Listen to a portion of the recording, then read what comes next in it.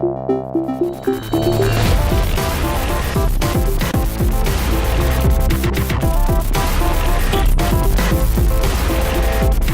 afternoon.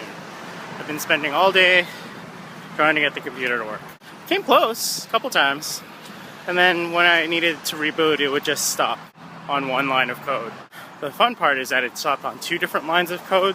It's one or the other, and no one else has come across this problem. Or if they have, they've got a completely different set of components, so I can't really do anything until I figure out what is causing the problem exactly. So that's really great. As you can see, well, maybe not. It's overcast right now, and I was afraid it was going to rain, but it doesn't look like it according to the weather forecast. If it does rain, they're a bunch of liars. And I'm out of breath. But I'm going to go meet Cheryl, and we're going to go pick a card out. I'm supposed to meet her at the dollar store anyway. Oh, this is all going to be sideways. I'm going to fix that in post. Marriage posties. Yeah. So anyways, we just finished our class, and it wasn't that bad. No. It was actually kind of cool. It just happened, it's in like a hall thing, but I don't know, it's kind of cool. It is. It's neat though. It is. Not what I thought. Yeah, no, not really.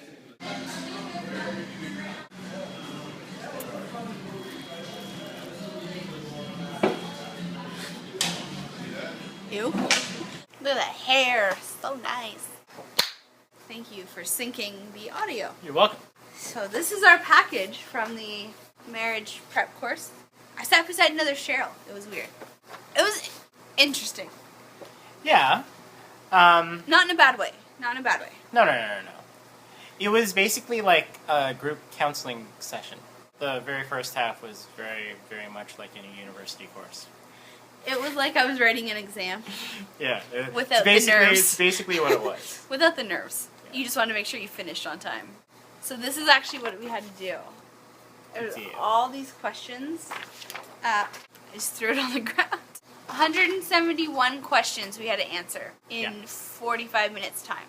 If you're at a point in your relationship where you are considering getting married, which at this point you should be if you're taking marriage prep courses, a lot of these things I would think you have already talked about. Or if you had issues with them, you would have told your future spouse about.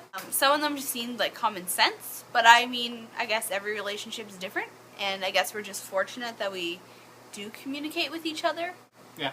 It's alright, just... See? We don't communicate, and he doesn't listen to a thing I say. It's over. Just kidding. It's on the same line Oh. that it was before. They ask you all these questions. We had to answer some extra questions because we live together.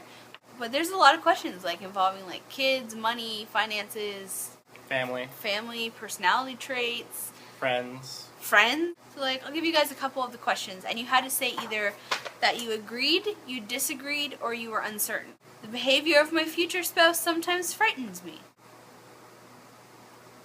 My future spouse and I have agreed to compromise on future career decisions. I'm content with the responsibilities each of us has and have agreed to accept in a way we'll manage our home.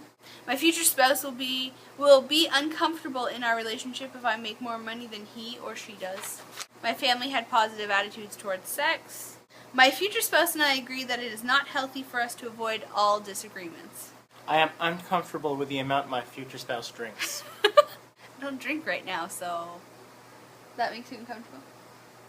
Yes. Some of the wording, the problem with these, what took so long, is because a lot of the wording was really weird, or they were double negatives. So you had to reread it because you're like, wait, so I agree that I disagree with this. Or do I disagree that I agree? What? As the very last question is just, I understand why my church does not approve of couples living together before marriage. And it's like, oh, we were doing so awesome on this survey. And then you just had to slap us in the face. Yeah. Some of them were like, oh, that's clearly for like old-fashioned families. Like, I am concerned that my future spouse's attitude towards working mothers will cause problems between us. Thanks, 1930s. Yeah. I'm concerned that my future spouse's background may create problems between us in how we decide or divide household work. You make me lumpia, I'm happy. And I'll make you pork tenderloin. Bam. You do the dishes, I'll clean the fridge. There were a lot of like religious questions too, obviously, because you're getting married in a church. There was one about how it's like I fear that my future spouse will come between my relationship with God. I hope not. I think that was more aimed towards the Interfaith people. Yeah, I guess. You're like, I was a little nervous going in, but honestly coming out, I was like, alright. A lot of things about like personal time too, like that sounds weird. It's not what I mean. But like time apart from your spouse. we agree on the amount of financial support each of us will contribute to our church. We agree to give money to our church. Not all the money, because Some money every week. we still need to eat. At times I'm concerned about the silent treatment I get from my future spouse. If that happens, he's usually just playing a video game, or he's usually just playing a video game. So That's very true. according to the marriage prep courses, there's 3 things you should have to go into a relationship, or sorry, to a marriage, relationship, can you imagine? 3 things you need to go into a Triforce, marriage, if you will. There's a triforce of marriage. So you need free will, you need the covenant, and you need intimacy. So free will is essentially that you have to go in autonomously. I'm not being forced into it. Yeah. It's your own That's free all. will. Is that what Eye to eye to we. Eye to eye to we. Eye to eye to we. So you start as eyes Eye to eye. in your own little world. And you're ready for marriage when you're not letting these outer influences affect you anymore. So, and then you come together, your 2 eyes right beside each other, and you kind of open that little circle a little bit, you let each other in, and then when you're ready for marriage, it becomes a we. And then you, as a couple, become the center. And then outside of that, your kids come next, and then family and friends come after that, making sure you two are okay. And then the intimacy is not like, like intimacy, like you can have intimacy with a friend. It's just like being on such a close level with someone that you can express your strengths, your weaknesses, your vulnerabilities. You can be open with the person. You can be open with that person. Which is weird, because when I think intimacy, I think like sensual intimacy. Can I say that? That's not it. Can I say that? That's not what it is, as Hulk just said here. You can have intimacy with a friend. And then the covenant, which is essentially that you're, in a way, giving up your free will because you're then becoming weak. And then they talked about all the different types of love. So there's like romantic love, which is just intimacy and passion, but there's no commitment there. Friendship, which is just intimacy. Infatuation, which is just passion. Companionative love, which is commitment and intimacy, which is what apparently a lot of like senior couples have because they've lost the passion. Actually, she said that that's probably not true because of the amount. Yes, she said, essentially, in a nutshell, she said old people are freakies. Which Freaks. I've actually heard. I have heard this as well. And there's empty love, which she finds the saddest, where there's commitment, but you no longer are friends, and you no longer have love, or passion. And then there's something called consummate love, which is what you want to achieve, and what you want to be in a relationship, which is commitment, intimacy, and passion. And then we did chore charts, and we were actually pretty close on those. That's right. We had to write down what percentage we think or we want to do. Most of them we were only off by like 10. Yeah. 10% on most of them. And she gave us a card just in case we do miss one of the weeks. And if we do, she'll try to accommodate either by teaching like the just slightly before, or actually trying to fit us in a different course. And it's not something you can really fail unless like you guys are just so completely incompatible that... Yeah, it's basically like an attendance thing.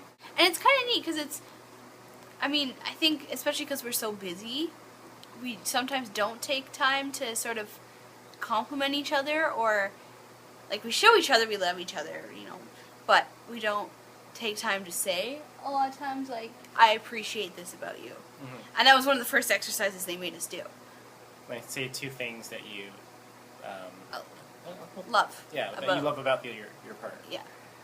And then it was, think of 2 things that you would change about your partner. You would change about your partner. And then it was like, okay, those 2 things, don't tell them. Yeah, don't tell them, because they're not going to change after marriage anyway, so you just got to deal with that. And I think it'll be more reassuring, that we're both ready for this. So. Yeah, it's like you're Hulk facing. And Grace facing with the Hulk hand. Ding! Look at her go. Just commenting on comments. Commenting. Ding. Just wish I had more money so that we could actually buy us an actual Mac.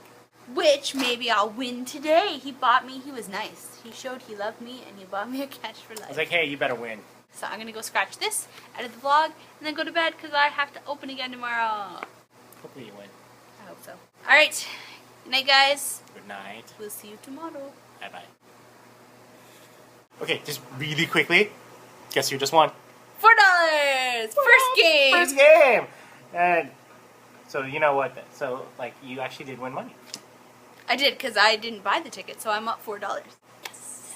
It's like, you better win. I did. See? You Fulfilled. won. Alright, night. Bye.